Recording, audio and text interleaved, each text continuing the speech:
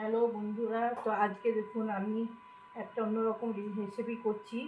তো সবসময় আমরা ইলিশ ভাপা, কালো জিরে দিয়ে, বেগুন দিয়ে ইলিশ মাছ করি। তো আজকে আমি করছি গন্ধরাজ ইলিশ। তো দেখি আজকে কীরকম হবে জানি না, আমি প্রথমবার করছি, তো ভাবলাম দেখি করে কীরকম হয়। তো এই দেখুন, প্রথমে আমি সর্ষের তেল দিয়ে দিচ্ছি এতে,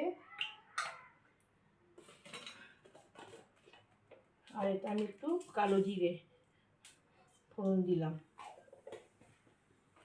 দেওয়ার পরে তারপরে 4টে কাঁচা লঙ্কা চিড় দিয়ে দিয়েছি।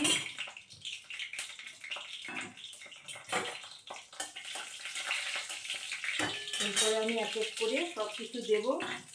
তো এতে আমি দেখুন, এতে সর্ষে, কাঁচা লঙ্কা বাটা, সর্ষে বাটা আর একটু পোস্ত বাটা দিয়ে এগুলো তেলের মধ্যে দিয়ে দিলাম। আর এতে আমি একটু দই দিয়েছি, আর একটু সামান্য একটু রসুন, আপনারা দিতে পারেন নাও দিতে পারেন। তো সর্ষের মধ্যে রসুন দিলে একটু টেস্টটা ভালোই হয়, তো আমি দিই। তো এরপরে এক এক করে আমি এতে হলুদ দিচ্ছি, অল্প করে হলুদ দিলাম, আর এতে নুন, যেহেতু মাখা মাখা হবে বেশি দেবো না। আর মাছের মধ্যে নুন তো দেওয়াই আছে, মেখে রেখেছিলাম নুনটা।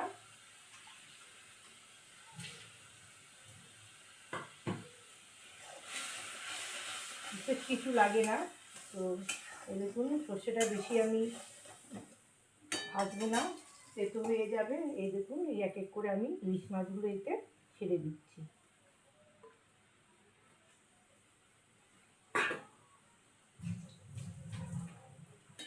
ব্যাস, আর বিশেষ কিছু লাগবে না।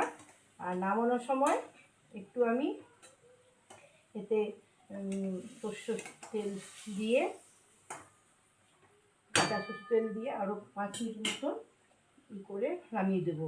আর মাছটা যখন নুন হলুদ দিয়ে নুন মেখেছিলাম তখন একটু গন্ধরাজ লেবু দিয়েছিলাম, আবার আর একটু এতে আমি গন্ধরাজ লেবু দিয়ে দিচ্ছি। আশা করি খেতে ভালোই লাগবে। এমনি চিকেন গন্ধরাজ লেবু দেওয়া হয়, সব কিছুতে গন্ধরাজ দিয়েই করে। তো আজকে আমি ভাবলাম আজকে আমি ইলিশ মাছটা করে দেখি। তো এই প্রথমবার করছি, তো আশা করি ভালোই হবে খেতে।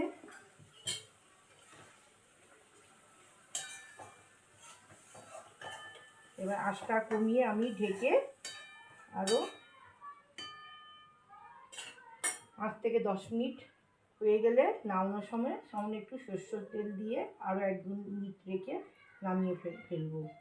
তো আপনাদের এই গন্ধরাজ ইলিশ কীরকম লাগলো অবশ্যই আমাকে কমেন্ট করে জানাবেন।